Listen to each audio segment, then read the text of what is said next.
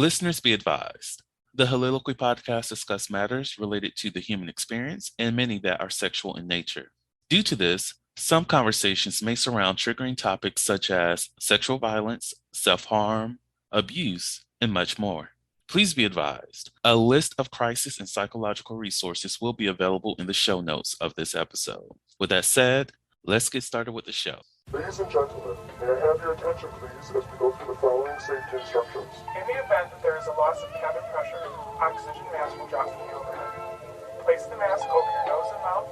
Breathe normally as oxygen is flowing even if the mask is not in. Be sure to adjust your own mask before helping others.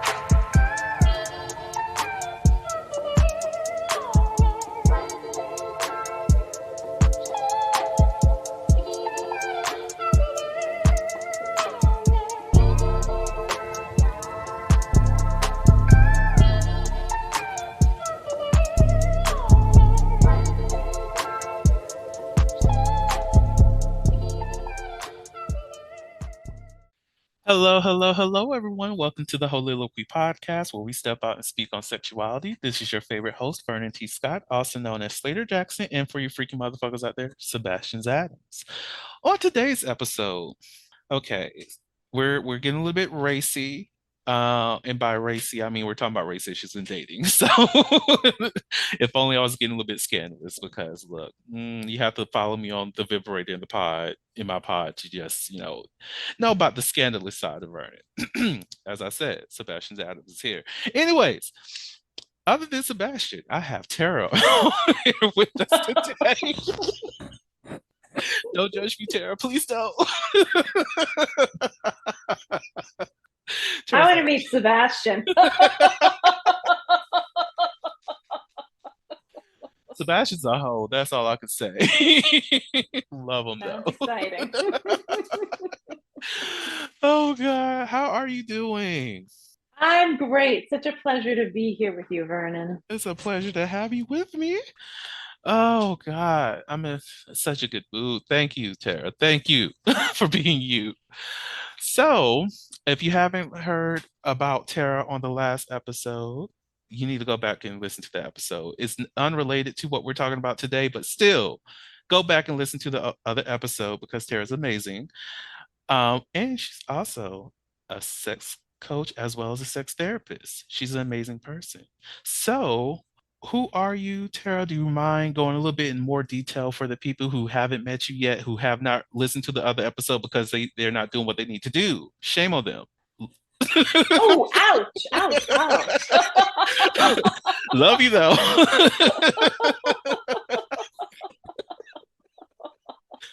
I am a sex therapist and I'm a sexuality coach. And I actually also am an author of a book. I forgot to say that last time. So I wrote a book. I'll show you the cover. It's called Rediscovering My Body. Ooh. And it's available on Amazon. And what I love about it, it's got all these beautiful quotes and pictures. And it's a guidebook. It's like you get to journal and play in it because I wanted to create something of beauty for women in particular who are wanting to rediscover themselves. And so creating a compendium of their experiences, of their sensations, so they can better know what's true for them. Because oftentimes I find that we're always invalidating ourselves or not taking seriously what's going on in our body. So this Rediscovering My Body is the book I wrote based on the work that I had created with women who had cancer. So now this book is for all women, but it began with the work that I was doing with women who had cancer, who were wanting to reconnect to their sexual selves. So that's a little bit more about me. Oh, I love it. I love it. Look, so that's definitely going to be in the show notes of both episodes for one. So make sure you grab a copy. And I love that the theme of it is focused on the body because I don't know if I told you this, but the category of the year, the theme of the year is body. And even for my journal, my sexual exploration journal, that's focusing on body too and body image. So look, everybody, grab that. Grab her book. Women, get it. You'll enjoy it. Like, get yourself together. However that looks, however it makes you feel good, however you make yourself feel good about yourself is needed. It is needed because there's not enough positivity or body positivity that's going on these days. Like I see the other people affirming others, but also being self-deprecating. So I think we do need to focus on having that confidence in self too, because we always think about the boosting or gassing up or the affirming of others before we even think about ourselves. So, True thing. Yeah. yeah, get the book, people. Thank you. Yes, get the book. So, today, as I mentioned, we are talking about race issues in dating. So, for yourself, what most definitely in the work that you do, have you come across any issues with people who are dating when it revolves around race or race issues, or have you even experienced some things in your personal life as it relates to dating, relationships, and the interplay of races? Yeah, I mean, yes, yes, and yes. And so I'll just say that I identify as Latina and that my family of origin is from Colombia. So also this immigrant experience of coming to the United States. I'm second generation, although I was adopted, but still second generation Colombian and Latina. And so I feel like late race comes up all the time, mostly not consciously and not in the realm of speaking about race. Because what I find is that as I identify as Latina, and my clients are mostly identifying as white, that it's in the mix, like it's in the field. Race is in the field, and for some of my clients, the reason why they have chosen me is because they too identify as Latino, Latina, Latinx. And so they're wanting to speak with me because of that shared experience. And I think that's important to acknowledge and just say. Um, that I think that it's a powerful, uh, goodness, reflection that I offer to my clients of color, um, to know that their experience is valid, and also, um, yeah, I guess that's what I want to say about that. I mean, I know that more will unfold, but I just really wanted to name that. That's where it shows up mainly when people are coming to see me. And I think you made a great point about how people feeling validated when they do come see you because we don't really because we speak about race, but we do it on a surface level and we don't really go into the nuances of what people's decisions are when it comes to like either who they date or who like choosing a professional to work with. A lot of that does come with personal baggage or comfort because like even for myself, I've had a therapist who was white. Nothing against her. She was a great person. She was a little bit younger, but I could not necessarily open up as much as I wanted to. And that was I was doing a disservice to myself by not speaking up that because I didn't want to make her uncomfortable by me saying I needed a different therapist. And on the flip side of that, I learned you're supposed to do that first. If you feel like you can go to a better option that helps you, open up, go to that option. That's self-care. That's helping yourself. Mhm. But oftentimes we don't have those spaces that we're able to freely say that, yeah, people come to me because of my race. People do come to me because they feel comfortable to talk to me. And it is because of who I am. It is because of my skin color. Is that necessarily fair? It's fair for them, and that's all that matters, right? And rather than I'm not if someone else who looks differently chooses me, am I going to still serve them? Of course, because we're in the field of helping people. We're in the spaces of making sure people grow within themselves, heal from whatever they're dealing with. But healing has no color in a sense. We it has no race, it has no history. Well, it does have some kind of history, you know what I mean. But but it's not that we're going to close the door on somebody just because they look differently, but the color of my skin makes a difference because I'm there. Hmm. Hmm. Yeah. Yeah. And when I hear you say that, I hear you say that there's an opportunity for deeper intimacy because the person has chosen you in this professional relationship based on their preferences. Hmm. And I think that's true also for dating. Yeah, Hmm. yeah, I agree. We don't look at that though. Like in like I saw a post today on Facebook actually where it was discussing how certain people have preferences and how if it's said by a man it's automatically seen as being misogynist, but if it's something said by a woman it's okay, even though it's something within the same lens, like, oh, I don't want a plus size man, is like, okay, she has that choice, she has that preference. And for a man who says, I don't want any plus size women, you're being misogynistic.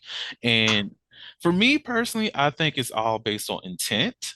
Um, but I also think that that is one of those areas where we have to step outside of our own traumas, our own personal experiences to look at things based off of how it's presented in its actual context, before we put a label on it. And like even when it comes to races or how we interact, and I had to do some self work on this myself. Like if I were to see master slave video, and it's also engaging in the the consensual non-consent play of some type of interracial slave master scenario, where I will automatically just be like, oh, this black man or this black woman in this video hates themselves, and this is why they're in this position and doing these things. But it's possible that they love themselves very much and they also love the partner that they're with, that they both wanted this fantasy to be played out and they're doing it because that's what they want to do and not because it's being deprecating, which depending on your kink is also pleasurable for that person. So it's like, but yeah, I that's one of those things that I've been working on with myself to exit that thought process. Mm. But and I'm curious, Vernon, when you say that it's based on intent, Hmm. that was a few thoughts ago, but do you remember when you said that based on intent? I Uh-huh. was curious. Can you say more about that? So, like whenever someone says certain things about their preferences, um, sometimes we just have to look at it at face value, without any kind of emotions to it. Like, oh, I'm not attracted to big people. Okay. For me, because I've done my own things, because I find myself extremely beautiful, I'm not offended by that statement. I see that as their way of communicating to me that they're not into me, and I accept that. The intentions behind that is not to make me feel bad about myself or make me feel less than. It's just them communicating that this is just not something that they prefer or what they're attracted to.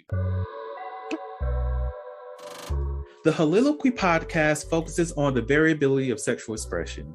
When it comes to sexual expression, we often depend on pornography to illustrate how one must perform sexually.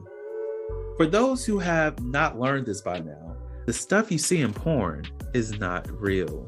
Pornography provides a singular perspective of sexual expression that is not often the reality we see during our own sexual encounters. The Soliloquy podcast is a conversation that takes you outside of the compressed box of what many know about sex. Some of the topics we discuss includes kinks, condom usage, status disclosure, and past sexual experiences. The Soliloquy podcast steps out on sexual norms and recognizes that the norm is not the only normal. Subscribe today and join the conversation. Not to make me feel bad about myself or make me feel less than. It's just them communicating that this is just not something that they prefer or what they're attracted to, and I just have to accept it. Versus I don't like your fat ass. I don't like you're ugly or something like that. Phrases like that brings intentions of demeaning the person that they're communicating with and attempting to make them feel less than. And when those situations come up, I just see that individual as possibly being insecure and they're just trying to bring me down to whatever, to knock me down a peg because I do feel great about myself, or, other people in similar situations feel great about themselves. I remember way, way, way, way, way back in the podcast, a friend of mine and we were talking about how there's apparently a lot of men who will go into women's DMs there and say horrible things about them because they're pretty, and then still want to attempt to date them. Or whenever they get a rejection, that's when it's the uglier side of them that comes out. So that's just where my mind went when it came to the conversation of intent. Yeah, yeah. Oh, and I appreciate you clarifying. And so for me, when I hear somebody say a generic, I don't like large people, or I'm not attracted to large people, or I'm not attracted to old people, which I might say, I can personalize that. So I'll just take that they're not attracted to me. I guess for myself, I wouldn't say that. I wouldn't take that. If they were telling me specifically, Tara, I'm not attracted to you, then I would be like, oh, message received. But the general information of I'm not attracted to older women, I'm not attracted to Latinas, or I wouldn't necessarily extrapolate that to mean me, is Mhm. my sense in that context. And maybe there needs to be a little bit more context. Um, yeah, so I'm curious about that because that makes me, yeah, it makes me curious what I hear. And then the other piece of that is when somebody's just being mean. It's like, oh, not only would I not take that personally, but I just wouldn't take that. It's like you're just mean, Right. and I just like no, just no, no, no. Mm-hmm. Right. I do not understand that mindset at all. Most definitely the ones who think that they can be mean to you and think that you're going to either be kind to them or be willing to be in the space with them or even date. Because even something similar to that happened to me recently, which I was like, sir, no, this is not going to happen because it wasn't a fat joke or anything like that. But they asked for a nude. I said, no, I'm not going to send you a nude. And then they were just like, well, I guess it was a way to try to body shame me or coerce me into trying to send something. It was like, well, I guess your ass not fat anyways. Now it's like, it's not. And just kept it moving because it's not going to change me at all. I'm not going to be, because I'm in a different space mentally than some other people might be, that might have triggered someone else to actually send something to prove them wrong or what have you, because I guess that has worked for them in the past. And because it's worked in the past, they built that pattern of doing these same things. I don't know. I don't know the person. I'm not in their mind. But just my perspective of what may be going on with them. So it's like those kind of things, though it does make me uncomfortable, I'm just like, I don't need it. I can just Yeah, move myself away from that. yeah, yeah. I mean, and what I hear and what you've shared is like this buoyancy because you have such incredible self-love. And so then you don't need to be coerced by somebody to do something that you absolutely don't want to do because you love yourself so much. Yeah. Yay! Yay, yay, yay, Right. yay, yay. Right. Love yourselves, people. Love yourselves.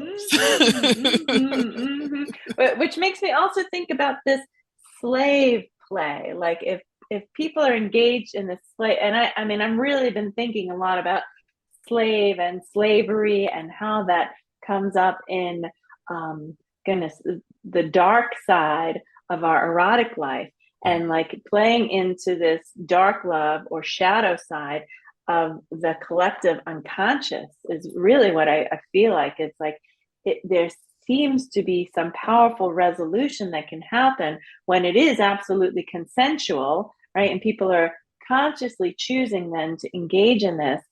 It seems like there's profound healing that can happen in that. What's your thoughts on that, Vernon? Because that's what keeps on coming to me.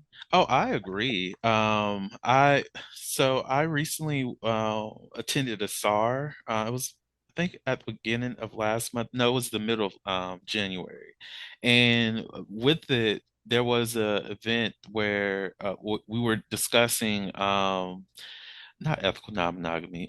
It's But say what a SAR is, because I think some people might not know, right? Oh yeah, sexual attitude reassessment and restructuring training.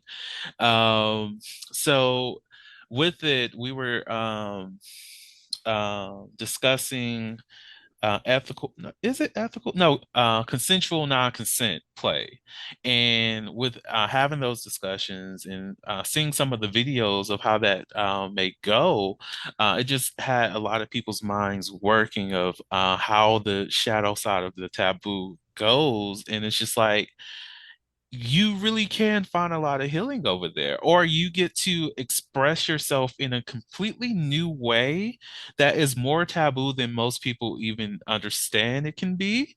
And I love it for those people because of that, because they get to create an environment with somebody who is able to provide consent and do certain things that other people would not agree with, but because it's within that safe space of their own environment, their own home, whatever they are, even if it's a club that just specializes in this, they get to do those things and indulge themselves on that type of play, and everybody leaves happy and feels satisfied with themselves because there was no true boundaries that was broken. There was always Yeah. respect throughout it, and there was just genuine consent in fun or pleasure or sex, however it looks.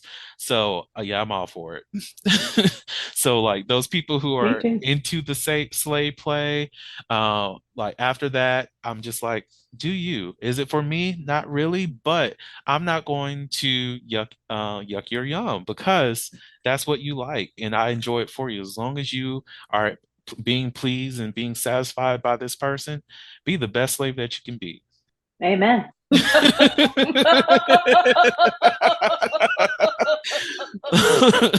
Like I know some people who haven't, experienced something like that.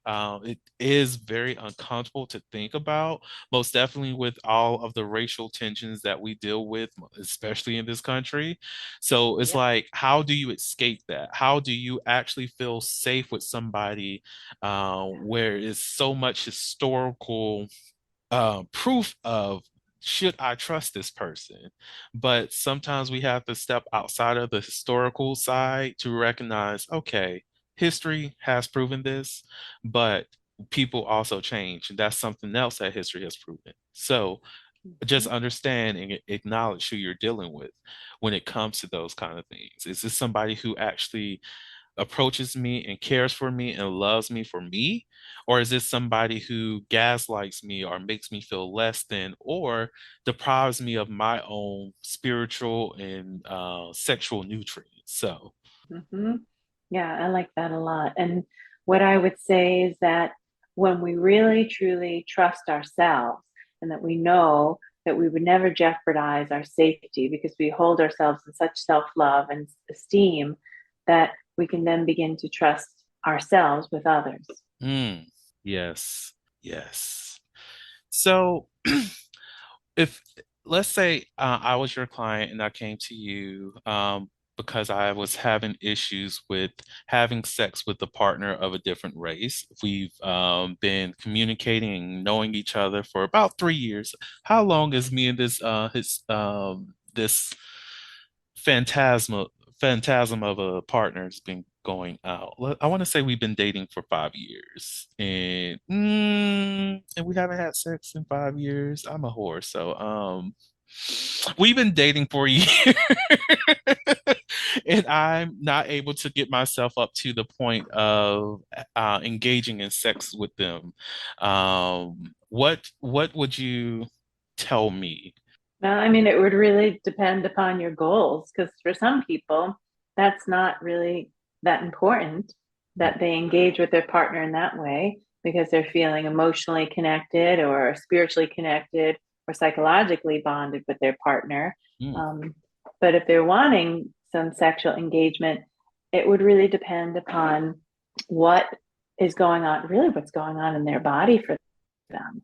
I think there's a lot of wisdom that is inherent in the body and that they could begin to explore the sensations in their body.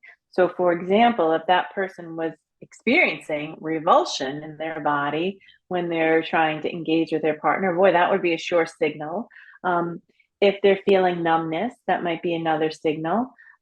If they're feeling maybe a stuckness, these are all things that we get to explore. Now, there's really no one way cookie cutter approach forward, but it really is the opportunity for my client to begin to explore what's true for them because I don't fix anything that's broken because I don't believe people are broken. I feel like the opportunity through therapy is to make different choices. It's like we get to explore because we're expanding our awareness that there are different choices to make, and so that's what I see as the opportunity in this process of them understanding what's true for them in their body so they can mm, begin to make different choices about how to have pleasure with their partner, or even if they want to have pleasure with their partner, maybe they really don't, and that's what their body's telling mm.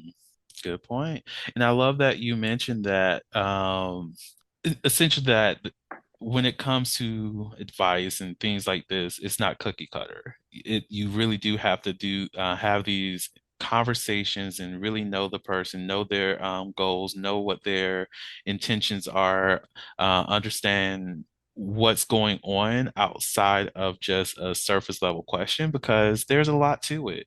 And I think by highlighting that, I hope someone out here in the ether will get that message that yes, it's great to, um, look at some, I guess, advice columns or even just horoscopes because horoscopes are great. I love them, but not to have those same things be the thing, like the rule to their life, or that this is the thing that is solely their identity or solely how they are to be operated or expected to operate within their life, or that this advice that this one person received for themselves about their individual circumstances that you may be going into something similar, that same advice is not going to fit you.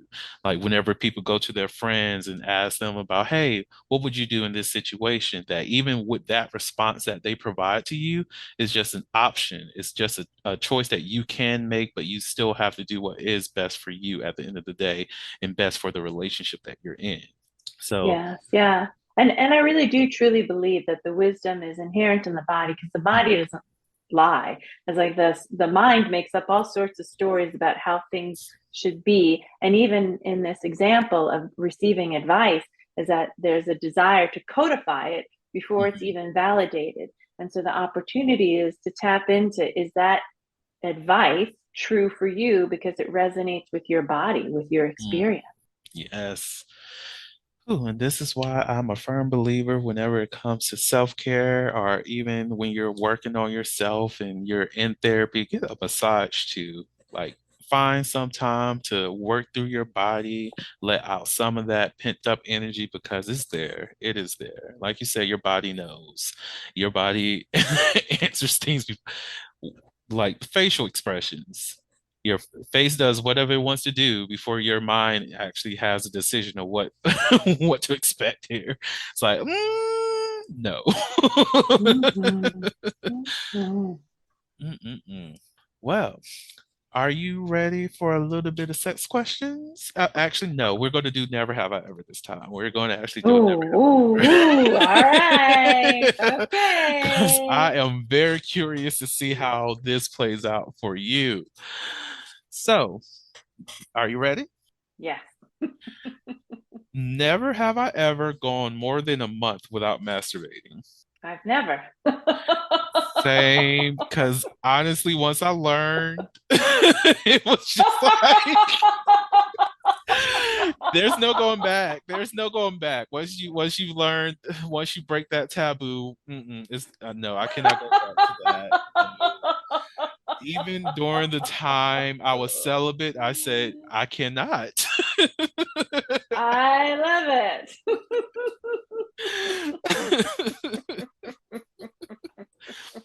Ready for another one?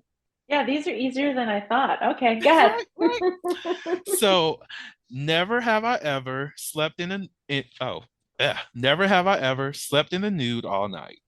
I always do. Same. See, it's not that bad. Um, No, not bad at all. have you always been that way? That you just slept in the nude, or is that something that progressed over time? I think it progressed over time. I think with my first husband, I was probably coming into the relationship. I was quite young, sleeping in a nightgown, and then he always slept naked, and so then I just kind of just it was easier, less laundry. I love the way that you think because oh my God, laundry. I need to wash clothes tomorrow. But Conserve water, sleep naked. right, right. If you care about the environment, sleep naked. And I think like for myself, I think I was 18 or 19 when I first started to sleep in the nude. It was after I think I was 19 because I had a roommate freshman year of college, so I didn't want to like be around the apartment naked. So I was like, let's be respectful here. But I think that sophomore year, no, it wasn't sophomore year either. I actually didn't start sleeping nude until junior year of college, and I think it was because I just stopped caring. That was when I was going back into the phase of loving myself again, and then I just yeah, I have not gone back to wearing clothes in bed. No, it's take them all off. It's comfortable. I like the feel of the sheets. Oh my God. I remember my freshman year. I shaved my legs for the first time.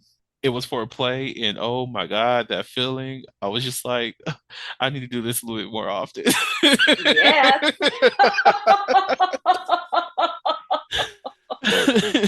Smooth, yes. So smooth. If you have not shaved your legs and you have hairy legs, do it one time. Enjoy. You can get the hair back. Mhm. It's going to grow, but just give it one experience. Feels nice. Yeah. So, would you like a would you rather? Sure, I don't know what that is. So, essentially, as would you rather do one thing or the other thing, and you just select whichever one. Let's So, go for it. would you rather have a threesome or participate in an orgy?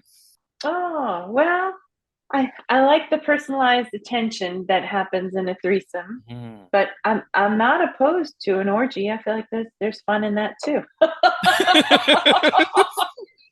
See, Tara, you're Okay. just like me. You are just like me because questions like this, I'm just like both. I would rather do both of Yes. them. It's like Depends on my mood, how I feel that night or that day. exactly. You're threatening me with a good time, and I love this threat. Come on, follow through. Oh my God. Yeah. Like, but you did make a good point about the personal attention that you get in a threesome because oh my God, yes. Yes, most definitely if you're joining another couple. So you're their third. In my mindset when it comes to a threesome, I'm here to be pleased. I'm not here to please y'all because you can please each other every single day.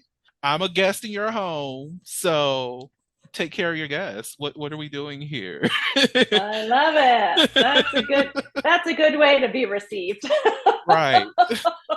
Just so they know, this is what I'm expecting that's going to happen here. That's the only time I have expectations. I will be honest. if, if anything else, yeah, regular Let your sex. hair down, Vernon. If you're not pleasing me, I'm not showing up. How dare you invite me here? I'm not. You should have said this was a voyeur session. Then I would have said maybe. Oh God. Well, Tara, do you have any last words that you'd like to share with the audience before I close this out? Yeah, have more fun. Yes, yes. Join the threesome. Or Join an the orgy. threesome. Or no, yes. We're having orgies on the podcast.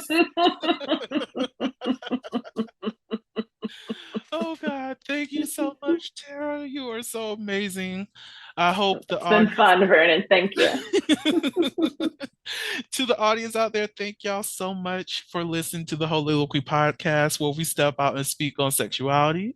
And just in case no one else told you this today, you are beautiful, you are worthy of happiness and joy, you are enough and then some.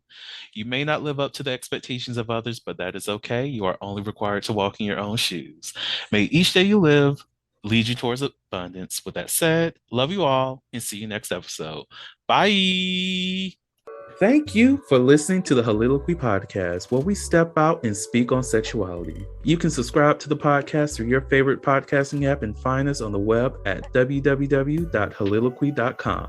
That's www.heauxliloquy.com. Share the podcast with your friends and join the conversation.